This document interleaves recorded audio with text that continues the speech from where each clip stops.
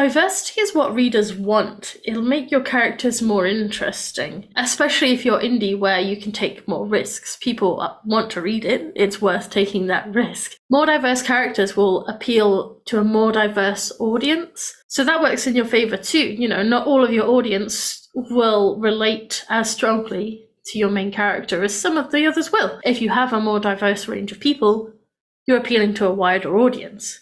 When it comes to diversity, though, there are some things to be aware of. Don't do diversity for the sake of it. And if you are doing diversity, make sure you're doing it respectfully. There is a well-known trope, which is, I think, colloquially referred to as bury your gays, in which people add these diverse characters in with queer characters and don't necessarily build them out as much as they should do, and then kill them off. There's multiple instances where the queer characters are more likely to die than the straight characters, and even if they're not killed off, they're not allowed to be happy. You know, the whole focus of their storyline is suffering, it's being miserable. We don't want to do that. We don't want to include diverse characters just to make them miserable and kill them off, right? So make sure you're being wary of things like that if you are building a diverse cast, and make sure that you are being respectful in all of the ways that you do that. Yeah, and there are lots of resources on the internet that can help you to do that, even if you're writing about something you haven't experienced before. Reddit is quite a good one, actually. All social media is, to be honest, and also YouTube. You can find pretty much anything on YouTube if you'd rather watch than read about stuff. And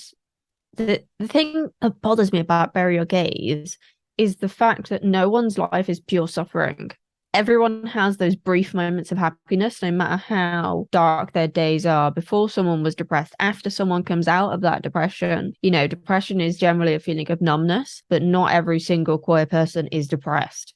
You know, not every single one of them has mental health problems. And I think it's really important that as writers, we represent that, because that is what will make the world a more accepting and open place. We do have a responsibility as writers to reflect the diversity of the world. Absolutely, and the world is diverse. If your world isn't diverse, go out there and diversify it and then write about it, because it's well worth doing.